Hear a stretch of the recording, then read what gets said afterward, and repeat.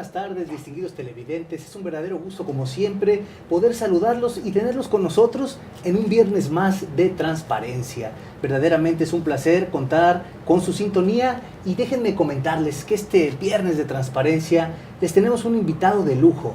Una persona que hoy nos habrá de expresar circunstancias muy interesantes relativas a la protección de datos personales. ¿Usted sabe que esto es un derecho humano que usted tiene? ¿Que su información debe ser protegida por el Estado y los particulares?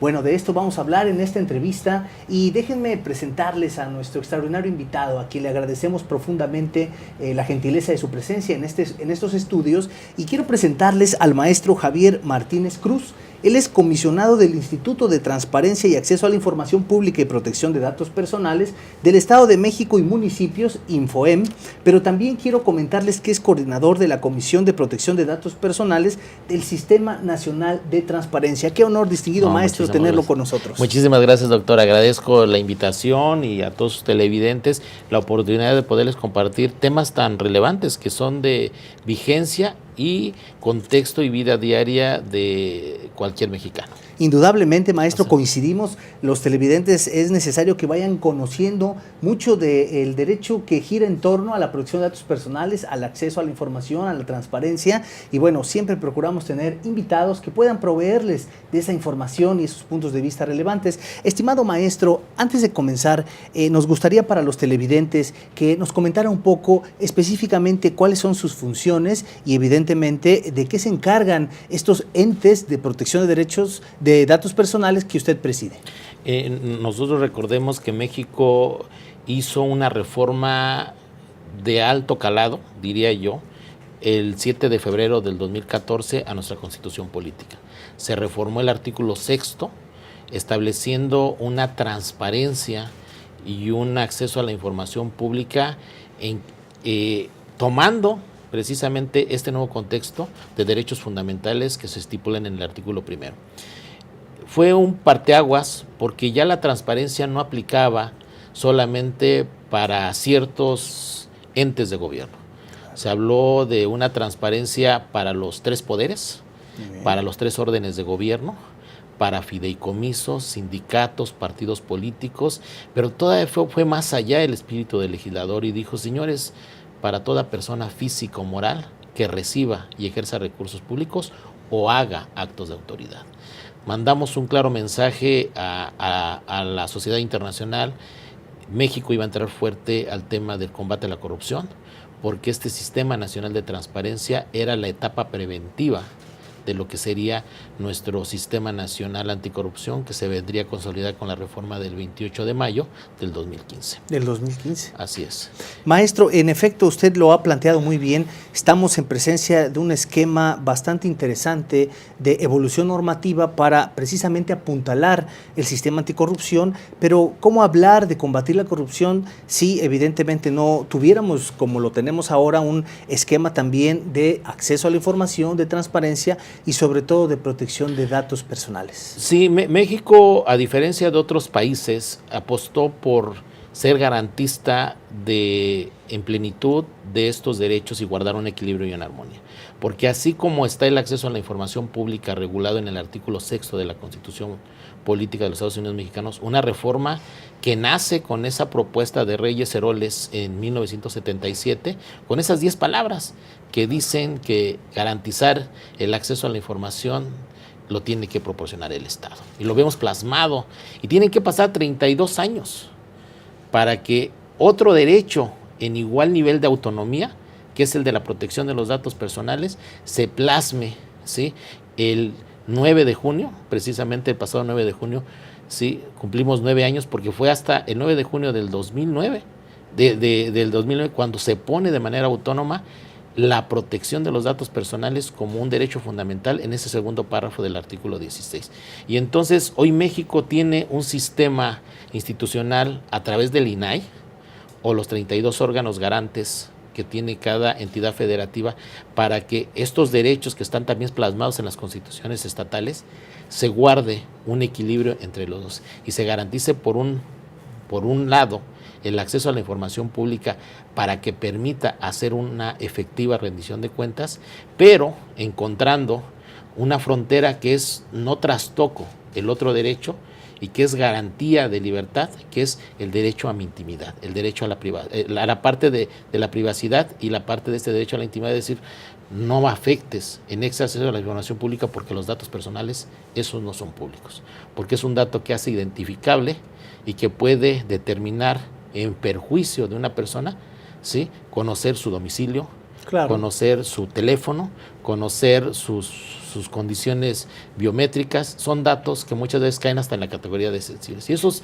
tienen que garantizarse su plena protección. Es muy interesante, maestro, lo que usted comenta, porque efectivamente este límite de todo derecho humano lo representa la no transgresión del derecho humano de terceros, y es un equilibrio entre el acceso a la información, la protección de datos personales, la no vulneración de la intimidad y toda información que pudiera poner en riesgo la estabilidad pública o del individuo. Bueno, pues se establece como un cerco que no permite explayar más allá de ese derecho. Entonces entendemos que estos ya derechos humanos reconocidos en las últimas décadas, en los últimos años, y que además han tomado fuerza, ¿ya tienen constituido su andamiaje reglamentario en México efectivamente? Claro que sí. De hecho, derivado de esa reforma del 7 de febrero del 2014, en el apartado de transitorios se estipulaba claramente que tenían que nacer 3 leyes generales.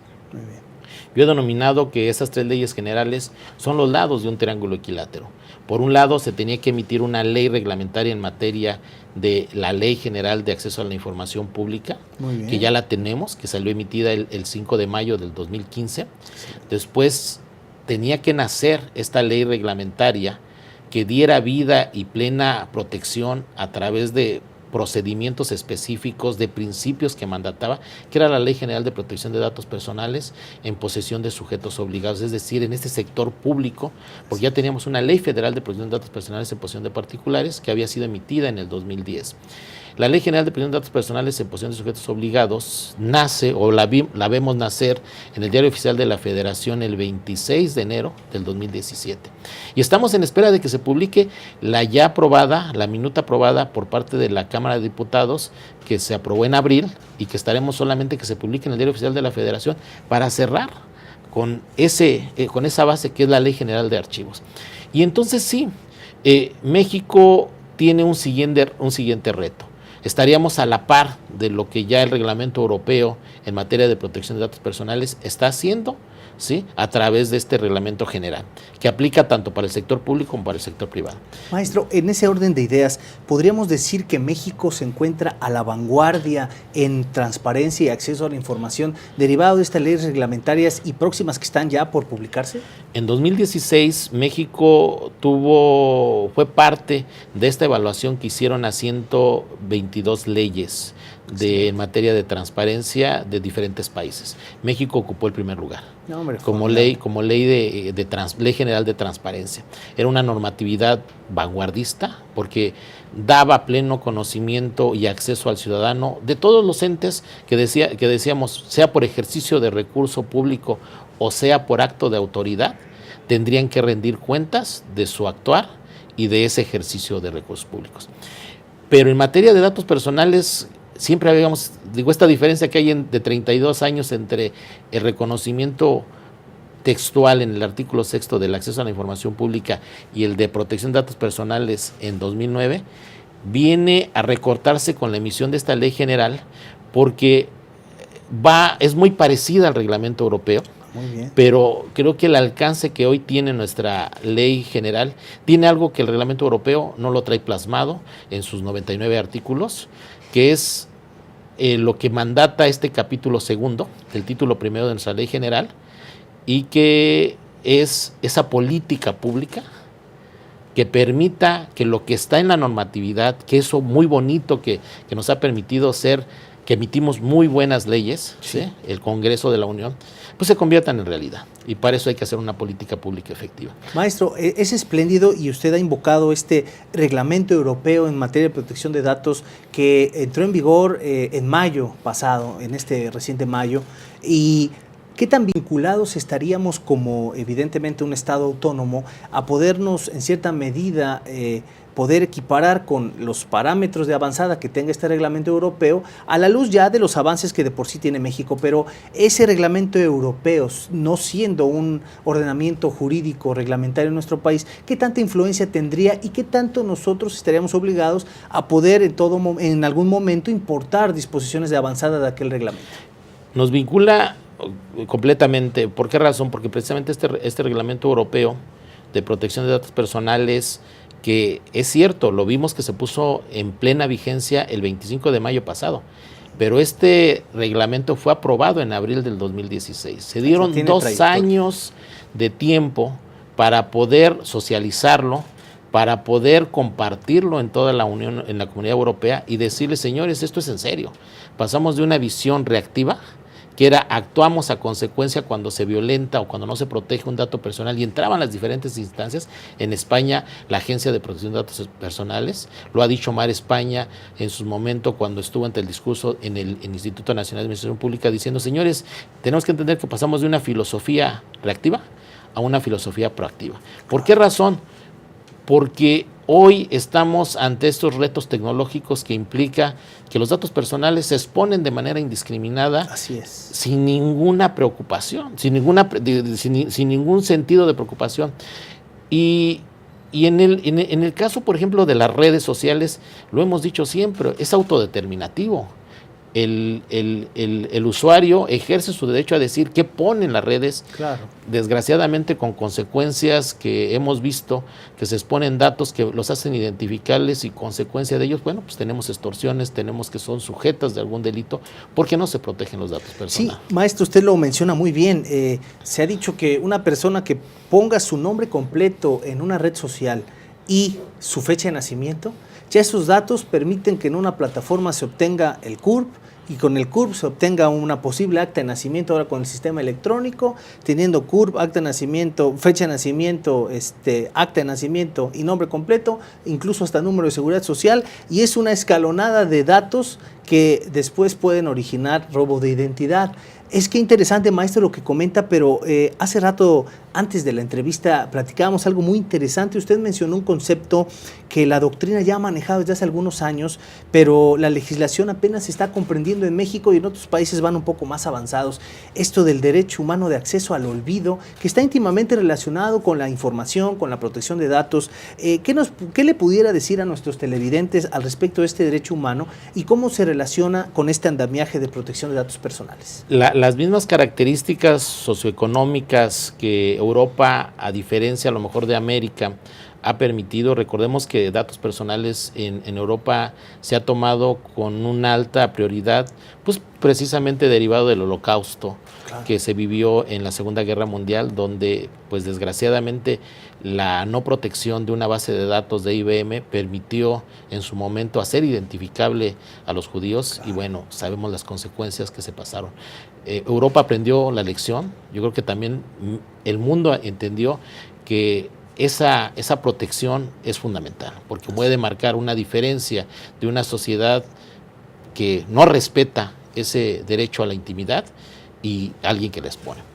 Por eso han avanzado, y esta parte del derecho al olvido, pues lo vimos que se resolvió en 2015, en mayo del 2015, donde esta promoción que hizo un ciudadano de España para pedir que del buscador de Google se eliminara de manera inmediata su nombre, que lo relacionaba con una cuestión de embargo, ¿sí? Claro. Pues ya se concluyó en la Corte Europea, y se determinó que era aplicable precisamente eliminar a través del buscador de Google, para que no de manera inmediata, ¿sí?, se pudiera identificar a esta persona.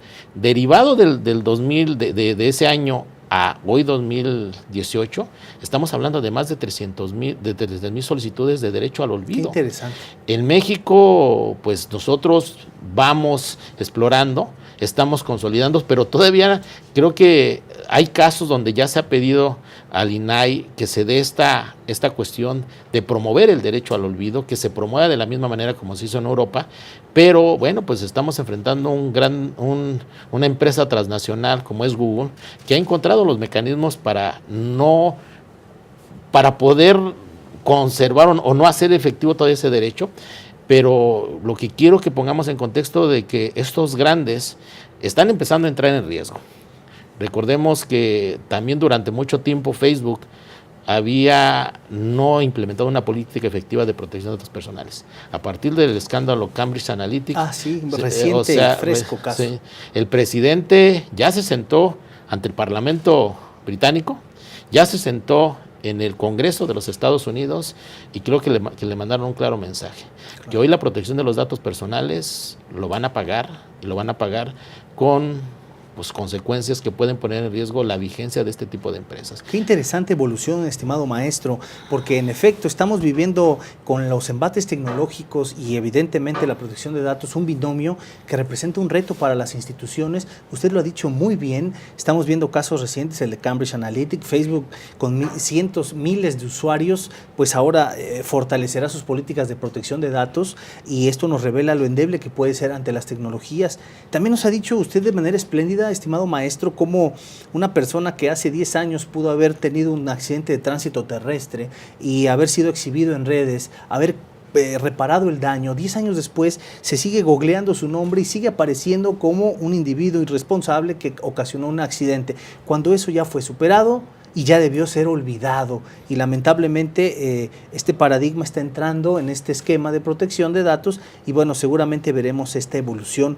Y maestro, a la luz de todo este andamiaje de protección de datos personales, ¿usted considera que México ya está empezando a fomentar en particulares, en el Estado, una cultura de la protección de datos personales y en el caso también del contrapeso, una cultura de la transparencia? Sí, yo creo que el hecho de que en su momento no atendiéramos ese mandato de los transitorios que nos decía esta reforma del 7 de febrero, que nos daba un año para sacar las 3 leyes generales, las sacamos desfasadas, no cumplimos ni en el tiempo que nos mandataba, porque lo ideal hubiera sido que saliera el 8 de febrero del 2015 las 3 leyes generales. Claro. Decíamos, salió la de transparencia y acceso a la información pública el 5 de mayo del 2015, es decir, 2 meses después. Sí. Tuvieron que pasar otros 2 años para que saliera la de protección de datos personales en enero del 2017 y bueno, pues todavía no concluye el proceso legislativo y la vigencia de la ley, porque no ha salido publicado en el Diario Oficial de la Federación la Ley General de Archivos. ¿Qué pasa cuando tenemos estos desfases? Pues nos damos cuenta que muchas de las veces en el ejercicio del acceso a la información pública se han expuesto datos personales. Y desgraciadamente exponer datos personales en algunos casos representa un daño a la integridad porque se hace identificable a la persona que pues desgraciadamente bajo ciertas condiciones de inseguridad puede ser sujeta a extorsiones, secuestros o atentados contra su persona. Esa es cosa que resulta grave porque estamos hablando de la vida y de la integridad de una persona. Totalmente. Pero también están en riesgo situaciones tan vulnerables como lo que manifestó esta semana en un artículo que salió en El Economista, donde el sistema de ahorro para el retiro estableció y mandó un mensaje a los ahorradores diciendo que sus bases de datos que integran más de 60 millones de trabajadores, 40 millones de trabajadores, van a establecer mecanismos de encriptamiento para proteger esa base de datos que tienen estos trabajadores, porque están protegiendo 3.2 billones de pesos, que son los fondos de ahorro de estos trabajadores. Pero el hecho de que se estén haciendo recabación de información a través de datos biométricos, como es el iris, como es la huella digital, implica un reto fundamental porque estamos hablando de datos personales sensibles. Sí, claro. Y que tendrán que tener una protección. Hoy la Ley General de Protección de Datos Personales nos exige sistemas de seguridad de estas bases de datos. Y esos son conceptos nuevos. Tenemos que evaluar impacto por tratamiento, tenemos que diseñar políticas públicas, tenemos que generar sistemas de gestión, tenemos que hacer avisos de privacidad que cumplan con los lineamientos para ser garantista al ciudadano de que esos datos solamente la autoridad que los necesita los va a tener protegidos. Porque sería muy grave que esos datos personales, esa base de datos, al rato encontráramos que están en internet, claro, que la tiene otra persona. Imagínense el hecho de que se haga identificar que una persona es propensa a quedarse, perder la vista por ese reconocimiento del iris. Automáticamente estamos vulnerando, ¿sí?, la integridad y la dignidad humana de esa persona. Entonces, esa es la parte que desgraciadamente no hemos dimensionado. Y no hemos dimensionado porque hoy esa información se tiene que proteger, y se tiene que proteger con todos los recursos necesarios, humanos, tecnológicos y económicos, para garantizar la plena seguridad de estas bases de datos. Maestro, sin duda todavía estamos advirtiendo grandes retos para el andamiaje de protección de datos en lo presente y en lo futuro. Estamos, y la verdad es que coincido en que estamos advirtiendo un avance y un inicio extraordinario, sólido, con leyes reglamentarias que tienden a visualizarse como eficaces, pero bueno, la labor aún no termina. Tenemos este esquema de protección electrónica del que acertadamente usted nos revela, tenemos ese perfeccionamiento del derecho humano de acceso al olvido, y seguramente en el camino estaremos encontrando en esta gran evolución de la protección de datos personales y la transparencia más retos para las instituciones. Maestro, para concluir, porque la verdad es que este tema daría para hablar muchísimo, pero quisiéramos desde este momento ante nuestros televidentes comprometerlo a que nos invite, nos complazca con su presencia nuevamente, porque habrá mucho de qué hablar en los próximos días y meses sobre este tema. Pero para finalizar en esta entrevista, ¿qué considera usted que a corto, mediano o largo plazo debe implementar el Estado y las instituciones para seguir fortaleciendo y mejorando este andamiaje de protección, de acceso a la información y evidentemente de transparencia? Yo plantearía tres cosas fundamentales. El primero, cómo nos vincula o cómo nos relacionamos con el impacto del reglamento europeo. Todos vimos que a partir del viernes 25 de mayo nos empezaron a llegar notificaciones de las diferentes redes sociales donde cambiaban los mecanismos del aviso de privacidad. Muy bien. ¿Sí? Eso todos lo vivimos. Ese es entender que vivimos en un mundo globalizado. Algo que está pasando en Europa ya nos alcanzó en nuestro quehacer diario. Segundo aspecto, el reglamento europeo plantea una figura que a nosotros no dimensionamos el alcance y se nos hace rutinario hoy en día, el tema de la portabilidad de datos personales. En 2008 nosotros vimos que se consolidó algo que hasta antes del 2008 parecía algo de ciencia ficción, ¿no?, o algo poco realizable. Se hizo la portabilidad numérica. Recordemos que antes del 2008, si uno se quería cambiar de compañía telefónica, pues nos cambiábamos y nos daban un nuevo número, ¿no? A partir del 2008, estas redes, estas compañías telefónicas están obligadas a hacer la portabilidad numérica, y hoy si nos cambiamos a una compañía nos vamos con nuestro número, porque ese ya es inherente y nos hace identificables. Esta portabilidad, a diferencia, en México se está haciendo a diferencia de Europa. En nuestra normatividad mexicana lo metimos la portabilidad en el sector público. En Europa no se hace en el sector público. Y el reto que tenemos en México es que si logramos hacer esta portabilidad de protección de datos personales en el sector público, estaríamos impactando en el nivel de calidad del servicio o cualquier trámite que el ciudadano haga, donde hoy va a tener la posibilidad de evitar ese contacto con el burócrata y pedir que su expediente clínico, que su expediente académico, que toda esa información que se tiene automatizada en una dependencia se pueda transmitir a otra dependencia para seguir mi tratamiento médico, para seguir mis estudios, y sin tener que moverme de un escritorio, de una computadora y a través de internet. Es un ejercicio que mandata el artículo 57 de nuestra ley general, que se llama portabilidad de datos personales. Hombre, espléndido. ¿Qué requerimos en México? Europa, a partir de la entrada de este 25 de mayo del reglamento europeo, requiere 70,000 delegados de protección de datos personales. Y no están formados, lo están formando ahorita de manera inmediata en las diferentes universidades, en diferentes empresas certificadoras.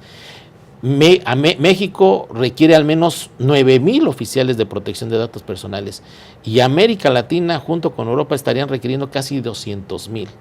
Y no tenemos esos perfiles. Necesitamos oficiales especialistas que sepan hacer evaluación de impacto, que sepan hacer medidas compensatorias, que sepan hacer sistemas de gestión de seguridad y que sepan darle plena seguridad a las bases de datos respecto a tratamientos. ¿Y México en cuánto tiempo se vislumbra que pudiera estar preparado para enfrentar estos retos y avances?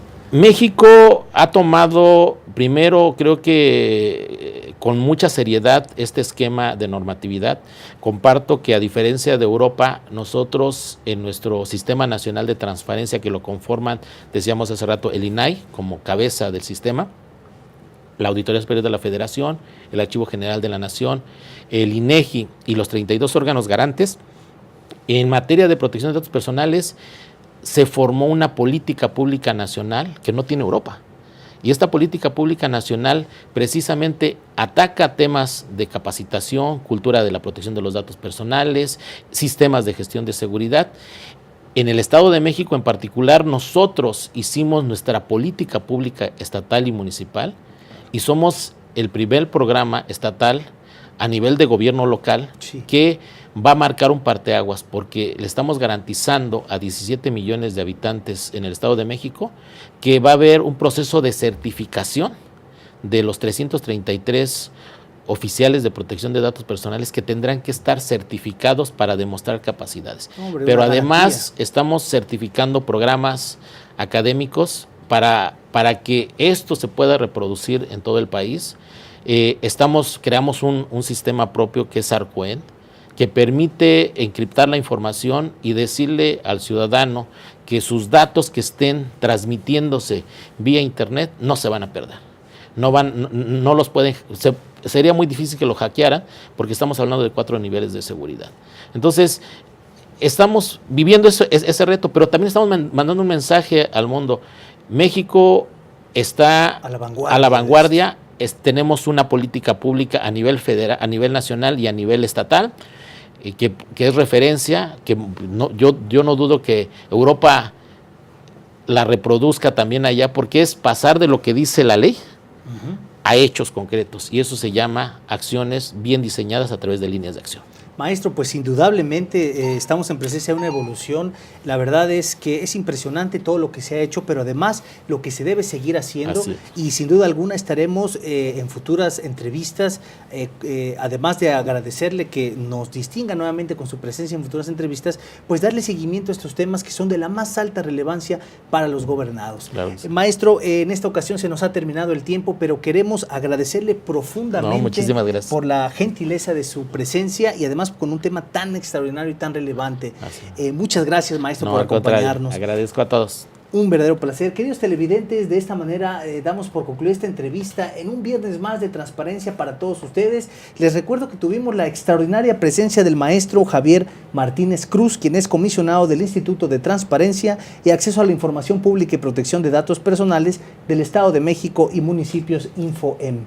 Así que ha sido todo un honor y les recuerdo que la protección de datos personales, el acceso a la transparencia, la rendición de cuentas y todo este andamiaje de esquema de información es de vital relevancia para todos los gobernados. Son derechos humanos y debemos mantenernos informados. Así que lo invito en que futuras entrevistas en Viernes de Transparencia nos sigan acompañando, queridos televidentes. Por esta tarde ha sido todo. Les agradecemos por el placer de su sintonía. Yo soy Carlos Vázquez Azuara y les deseo que tengan una excelente tarde.